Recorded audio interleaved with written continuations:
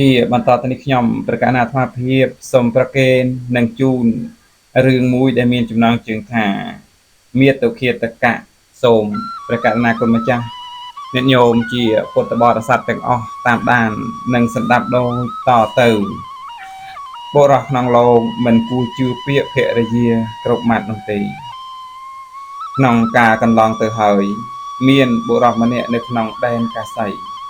កាលបើបិតាធ្វើមរណកាលហើយក៏ទំនុកបំរុងបំរើមេត្តាដោយគោរពមេត្តាបានឃើញកូនមានវត្តប្រតិបត្តិល្អ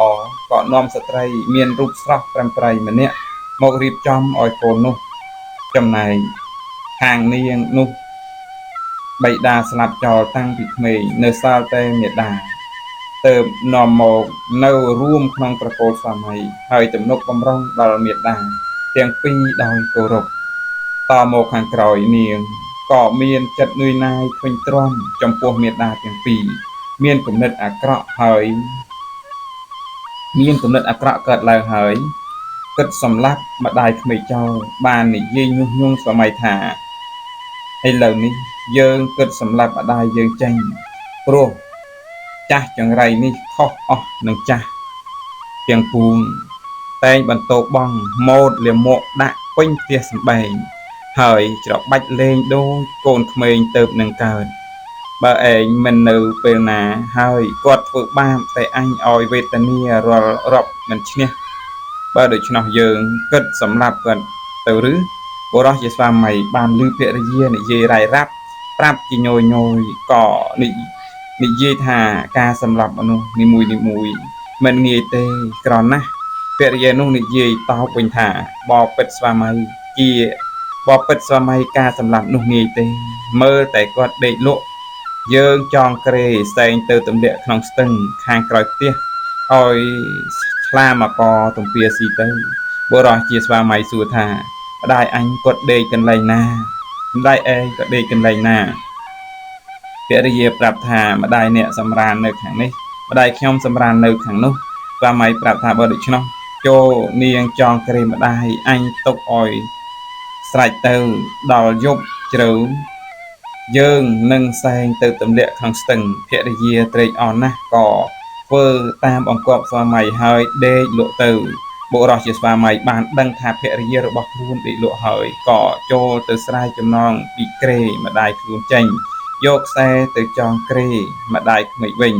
លុះចងសពគ្រប់ហើយដើរចូលទៅដាស់ភរិយាថាណែក្រោកឡើងយើងល្មមផ្សេងដូនចាស់ទៅទម្លាក់ចោលហើយ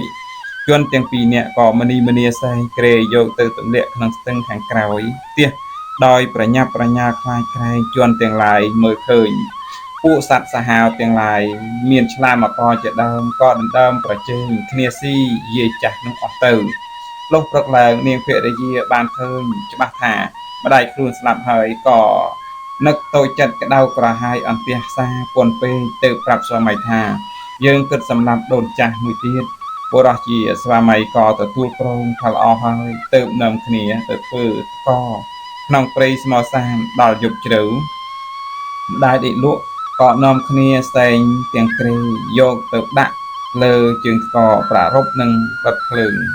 ជួនជាពេលនោះភ្លៀងភ្លេចដាក់ភ្លើងទៅក៏នាំគ្នាត្រឡប់មកយកភ្លើងវិញកាលជនទាំងពីរនាក់ត្រឡប់មកផ្ទះវិញយាយចាស់នោះក៏ភ្ញាក់ឡើងក្រោកអង្គុយដោយត្រូវសន្សើមត្រជាក់ខ្លាំងលុះមើលសពគ្រប់ដឹងខ្លួនថាគេយកមកសម្លាប់ក៏ចុះដើរទៅបានយកសាកសពខ្មោចពពែមួយទៅដាក់លើក្រេគ្របសម្ពុតពីលើហើយពីខ្លួនចេញពីទីនោះដើរចូលទៅក្នុងគុហាមួយបានរំពឹងគិតថាអោអាត្មាអញ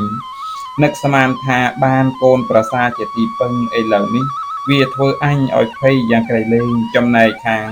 បុរសប្តីប្រពន្ធយកភ្លើងបានមកក៏ដុតសាកសពពពែនោះទៅដោយសម្គាល់ថាជាម្ដាយរបស់ខ្លួនពិតឯគុហាដែលយាយចាស់ចូលទៅអង្គុយនោះបានមានចោរម្នាក់មកយកបង្វិចមាសប្រាក់យកទៅលាក់ទុកក្នុងទីនោះជាច្រើនយាយចាស់បានឃើញមាសប្រាក់នោះហើយក៏នឹកដល់កូនថា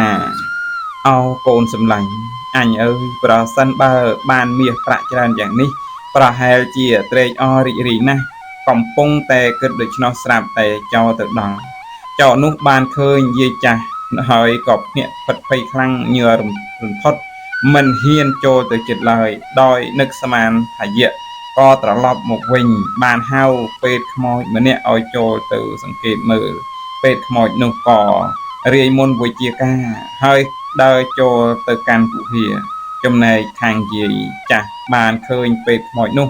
ក៏និយាយថាបើយើងមិនមែនជាយៈទេអ្នកចូលមកយើងទាំងពីរនាក់នឹងចែកទ្រព្យគ្នាពេទ្យខ្មោចនោះនិយាយថាយើងមិនជឿទេយាយចាស់ថាបើអ្នកឯងមិនជឿទេចូលអ្នកលៀនអណ្ដាតមកដាក់លើអណ្ដាតយើងចុះនឹងដឹងច្បាស់ថាយើងជាមនុស្សពិតពេទ្យខ្មោចក៏ធ្វើតាមពាក្យយាយចាស់នោះទៅយាយចាស់ក៏ខំអណ្ដាតពេទ្យខ្មោចជាប់ដោយចង្កូមមួយយ៉ាងចំណាប់ពេទ្យខ្មោចខំបំរាស់រើរួចហើយក៏ស្រែកប្រាប់គ្នាថាយៈទេវើយយៈទេវើយយៈទេ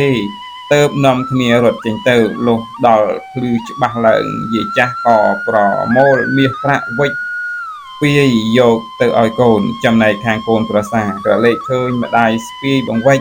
ទ្របមកដូច្នោះក៏ចុះទៅទទួលរាជបរិសន្ធារកិច្ចគួសមយ៉ាងអស្ចារ្យហើយនិយាយថាអោលោកអ្នកម្ដាយគេយកទៅដុតក្នុងព្រៃខ្មោចត្រឡប់ជាមានបានមាសប្រាក់មកឲ្យកូនបើដូច្នេះខ្ញុំសូមឲ្យលោកម្ដាយ